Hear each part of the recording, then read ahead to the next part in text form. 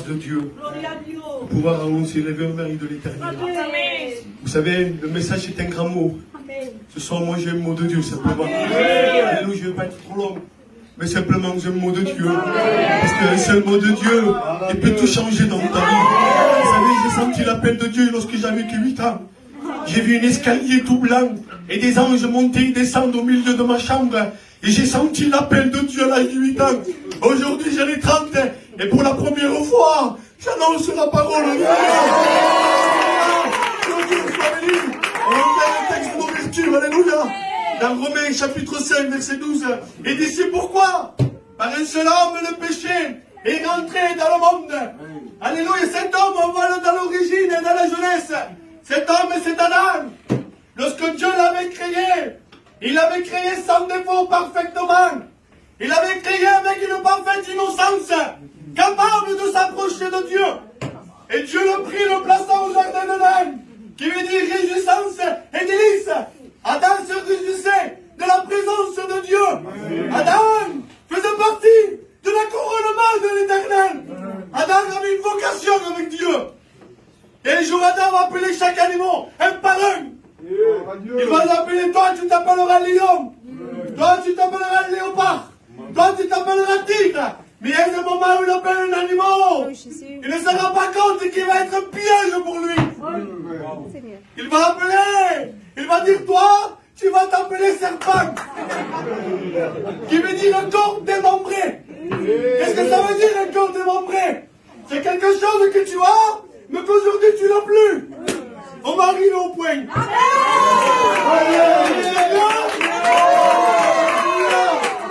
Que Dieu soit béni. Il dit que Satan prend l'image du serpent et s'approche d'Ève. Et lorsqu'il s'approche d'Ève, il te fait voir 3 tentations. Parce que l'arbre, il avait 3 tentations. La Bible dit qu'il était bon. Le péché est bon. La Bible dit qu'il était beau. Le péché est beau. La Bible dit qu'il était précieux. Le péché est précieux. Mais derrière tout cela, réside quelque chose. On va venir. Et le serpent, alléluia, séduit Adam et Ève. Et lorsqu'Adam a péché, il devient un corps démembré. Pourquoi? Parce qu'il a perdu le vêtement d'innocence. Quelque chose est sorti de lui. Quelque chose est sorti de lui. Ça a été l'innocence. Adam est devenu un homme coupable. Donc qu'est-ce qu'il fait, Adam? La première des choses qu'il remarque, c'est qu'il remarque qu'il est dévêtu. Donc avec son effort, avec son intelligence, parce qu'Adam, c'est pas n'importe qui. Adam, c'est quelqu'un d'intelligent. Adam, il s'est discerné ce qui est blanc et ce qui est noir. Alléluia. Et Dieu soit béni. Mais lorsque Dieu le fait remarquer qu'Adam remarque sa nudité, il prit des feuilles de figuier et commence à se cacher. Voyez-vous, au jour d'aujourd'hui, l'homme, il essaie toujours de se perfectionner. L'homme d'aujourd'hui, il essaie toujours de se perfectionner. Qu'est-ce qu'il dit le roi David? Il dit, Seigneur, je suis né dans l'iniquité. Comment veux-tu que la sagesse sorte de mon cœur? Avant de dire que je n'arrive pas à me perfectionner. Le péché m'a dompté. C'est pas fini. Adam, lorsqu'il remarque qu'il n'arrive pas à se perfectionner, oui, la conscience lui condamne. Parfois, c'est ce que se passe, Satan, avec toi. Il te pousse à la faute. Et une fois que tu pêches, il te condamne. Il te fait voir que c'est toi. Alors que la réalité, c'est lui qui t'a poussé à la faute. Mais j'ai mis les yeux.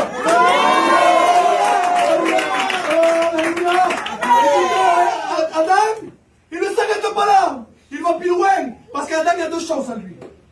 Une, il a peur de mourir. Parce qu'il connaît la sentence. Il a attendu de ses propres oreilles. Adam, le jour où tu en mangeras, tu mouriras. Et la deuxième maman, c'est quoi? C'est qu'il ne veut pas sortir du jardin d'Éden. Il a tout à l'abondance. Donc qu'est-ce qu'il fait? Il va se cacher. Et lorsqu'il va se cacher, qu'est-ce qu'il dit la Bible? Il dit que Dieu le cherche. Je me suis posé une question. J'ai dit, Seigneur, est-ce que tu as prévu un plan d'isolation pour Adam? Est-ce que tu as prévu une deuxième chance pour Adam? Un cas où il échouerait au plan de Dieu? Non! Adam a préparé une cachette par ses propres mains. Il est l'image de l'homme d'aujourd'hui, qu'il essaye de construire sa vie au milieu d'un monde qui se meurt. Parce que le Il se dégrade jour après jour. Qu'est-ce qu'il dit le scientifique aujourd'hui? Je l'ai lu. Parce que je compare les livres dans la Bible, moi. Et j'en sors une note. Il dit 15 000. C'est beaucoup, 15 000, hein? 15 000 scientifiques, ils se sont réunis aujourd'hui. 15 000, ils cherchent une solution pour pouvoir la donner au monde. Parce qu'ils voient que le monde arrive à sa fin. Et je vous avertis de quelque chose, que nous ne sommes pas un peuple ignorant. Nous sommes un peuple averti. Nous sommes un peuple qui connaît la parole de Dieu. Et au jour d'aujourd'hui, Golgotha, il devient un lieu touristique. Je connais témoin, il devient un lieu touristique. Les gens vont là pour visiter Golgotha. Ils payent le voyage entre 1000 et 1500 euros. Alors que tu parlais dans mon cœur, ils me disent, Ismaël, il faut que Golgotha devienne un lieu de rencontre. Alléluia. Alléluia. Ce soir, ça devient un lieu de rencontre. Tu n'as pas besoin d'une réunion. Tu n'as pas besoin d'une réunion. Tu n'as pas besoin des chants des cantiques. Tu n'as pas besoin que je te prêche. Tu connais parfaitement la parole de Dieu. Et qu'est-ce qu'il dit l'apôtre Paul? Qu'est-ce qu'il dit l'apôtre Paul? Il dit, pour toute âme qui font le mal, ils sont pris par une angoisse. Non, les hommes ont fait quelque chose aujourd'hui. Ils ont fait quoi? Ils ont commencé à créer des centres. Et oui, ils ont commencé à créer des centres. Ils ont créé 850 centres. Des centres pour les alcooliques, des centres pour les drogués, des centres pour les dépressifs, des centres pour les angoissés. Alors on va me dire, hein, on va essayer. On va essayer de donner une solution à l'homme. Mais le péché, il est domptable. Aujourd'hui, on peut dompter des lions. On peut dompter des oiseaux dans une cage. Mais le péché est indomptable. Et qu'est-ce qu'ils ont fait? Ça n'a pas marché. Alors, ils se sont mis tous les scientifiques et les docteurs. Ils ont commencé à faire des livres. Ils ont changé là. Ils ont commencé à faire des livres. Ils ont mis stop. Stop à la dépression au livre. Stop à l'angoisse. Stop, ça suffit. Au jour d'aujourd'hui, j'ai reçu un commentaire qui dit 50% de plus de la population, ils se sont ajoutés à l'angoisse. Ils n'arrivent plus à la gérer. On vit les temps de la fin. C'est ce que j'ai appris aux écoles bibliques. Ils me l'ont dit. Ils me disent, qu'est-ce qu'ils croient qu'on vit les temps de la fin? Ah, moi, je levais la main. Il m'a dit, mon fils, tu te trompes. On vit les derniers temps. Mais il va plus loin encore. Il dit, lis les livres d'Épître de Pierre. Je l'ai lu. Et lorsque je l'ai lu, j'ai compris qu'on vit les derniers instants. Il est celui qui doit revenir. Vous savez, quand moi j'ai joué au rugby, j'attendais aux vestiaires. L'entraîneur venait me voir. Il me dit, Ismaël, dans quelques instants, tu vas rentrer. Dans quelques instants, tu vas attendre le signal donné, tu vas rentrer. Église de Dieu. Dans quelques instants, on va attendre le signal donné. Est-ce que tu es prêt à accepter le Christ? Est-ce que tu es prêt à accepter le Christ? Pas besoin de Dieu. Pas besoin de rencontrer le Christ. Mais Adam, il a un problème. Parce qu'il doit sortir. Comment il va faire avec le péché? Il est dompté. Adam ne mange plus. Adam et Ève, ils sont assis dans un coin avec des larmes. Un poids sur les épaules. Comment on va faire? On va connaître la mort. Cache-toi, Adam. Non, toi, cache-toi. Je préfère mourir moi que ma femme. Donc toi, cache-toi. Mais tu les appelles à l'ordre. Tôt ou tard, tu t'appelleras à l'ordre. Tu t'appelleras à l'ordre. Lorsque Dieu les appelle à l'ordre, il dit, Adam, tu devais mourir. Oui, mais regarde ce que je veux faire pour toi, moi. En principe, Adam, il devait se mettre en dehors du jardin et Dieu prophétiser. Il ne fait pas ça, lui, Dieu. Voyez-vous l'amour de Dieu? Malgré le péché que tu as fait, malgré la faute que tu as fait. Parfois, tu vas tomber ton enseigne et tu te dis, je suis trop loin de Dieu. Mais Dieu t'appelle à l'ordre ce soir. Il dit, entends et vois ce que je veux faire. Il y a deux choses avant. Hein? Il dit, entends et vois. La première des choses, c'est ce qu'il fait. Il prophétise. Mais il prophétise un libérateur. Il dit, entends, Adam. Il prophétise un libérateur. Mais le libérateur, il serait pleinement homme. Parce qu'il dit, il sortira d'une femme. Mais ensuite, hein, il fait une illustration. C'est quoi l'illustration? Une fois qu'il a prophétisé que serait pleinement homme, il fait l'illustration. Il prend l'animal. Le pauvre, c'était l'innocent, lui. C'était l'innocent. Donc il y a trois choses en lui. C'est une vie innocente, il y a du sang, il y a un vêtement. Il prend Adam, il cache son péché, il le revêtit, il le met dehors. Alléluia, voilà dire Adam, je te donne une solution. Tôt ou tard, tu reviendras au jardin d'Éden. Tôt ou tard, ta descendance reviendra au jardin d'Éden. Comment? On va le voir, il y a deux choses. Il est pleinement homme, il est l'animal. Mais lequel? Proverbe chapitre 27, il donne la réponse. Alléluia. Il dit que l'agneau. L'agneau. Alléluia. Il dit que l'agneau, c'est le vêtement vestimentaire. Donc Jésus, c'est un agneau. Lorsque Jean le voit au Jourdain, il le voit. Il dit, voici l'agneau. Il n'a pas fini. Voici l'agneau qui ôte le péché du monde. Mais il faut le rhabiller. Il dit, voici l'agneau qui est venu pour rhabiller l'humanité. Et ce soir, te fait l'appel. Il dit, venez. Vous tous qui êtes fatigués et chargés, je vous donnerai du repos. Moi, quelque chose qui est lourd, Boulet. Moi, si je prends un ciment de 25 kilos, tôt ou tard, si je marche avec lui, tôt ou tard, il va me fatiguer. Donc, je dirais, moi, quelque chose qui est lourd, ensuite, il fatigue. Mais Dieu, non. Il dit, vous tous qui êtes fatigués, et me le recharger après. Mais pourquoi, Seigneur? Je vais venir. Parce qu'à ce temps-là, il y avait la loi de Moïse. Et ça, la grâce, on ne pouvait pas l'accomplir. Dans les hommes pieux, des hommes juifs qui aimaient Dieu, qu'est-ce qu'ils faisaient? Ils essayaient d'accomplir la loi avec le sueur, avec le force.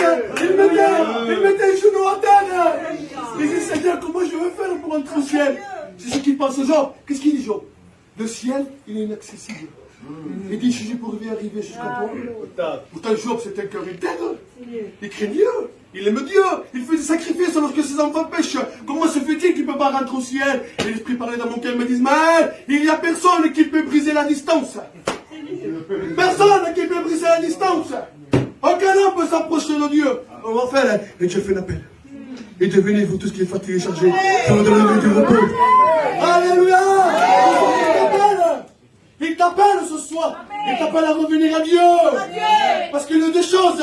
L'agneau qui pardonnait et l'habillage, c'est deux choses qu'il a vécues. C'est le fils prodigue. Alléluia. Qu'est-ce qu'il fait le fils prodigue? On va venir. Il dit que le fils prodigue, il a désobéi au 5e commandement. Tu honoreras ton père et ta mère. Donc lui, il a déshonoré son père. Vous savez pourquoi? Parce que lorsqu'on reçoit un héritage, il faut que les parents soient décédés. Mais lui, tant que son père était vivant, il demandait l'héritage, il fait le contraire. Avant de dire, je déshonore mon père et ma mère. Alléluia. Il est plus dans le plan de Dieu. Donc qu'est-ce qu'il fait? Il prend ses biens. Mais je me suis remarqué à un point. Moi, si je prends le bien, je te le vole, moi, Michael. Je m'échappe. Je ne reste pas dans la maison devant toi. Il va me tuer. Mais lui, non. Le fils prodigue reste quelques jours. Comment se fait-il? Parce qu'il y a des personnes qui ne veulent pas partir de la maison. Ils sont obligés de partir. Ils sont obligés de partir. Parce que personne ne connaît l'histoire du fils prodigue. On ne sait pas ce qu'il s'est passé à la maison. Parce que si le père le donne en tant que vivant, parce qu'il comprend le problème de son fils, avant de dire s'il reste, ils vont me le tuer. Beste. Beste, Dieu aura un plan pour toi. Beste.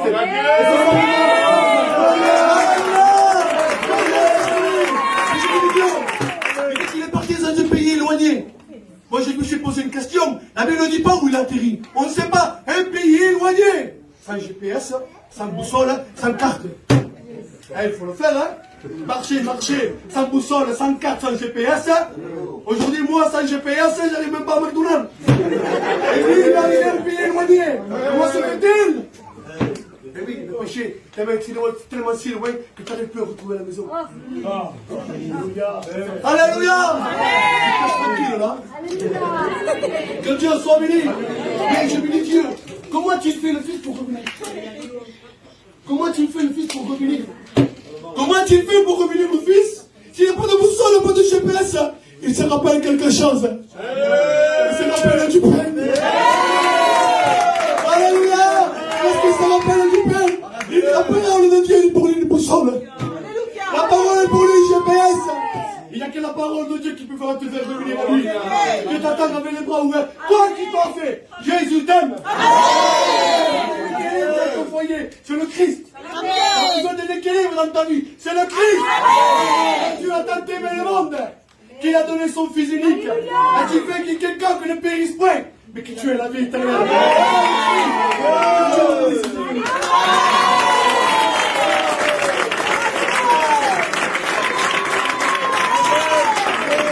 Merci Seigneur. Merci Jésus. Oh, merci Seigneur.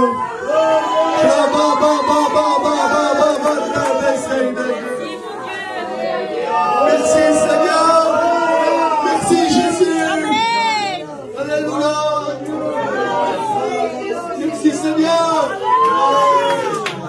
Merci Jésus. Shalom, Baba, Seigneur. Merci Seigneur. Merci Jésus. Merci Éternel. Shalom, Baba, Seigneur. Alléluia. Gloire à Dieu. Il y a Dieu ce soir. Il y a Dieu ce soir. Il y a de Dieu pour toi. Alléluia.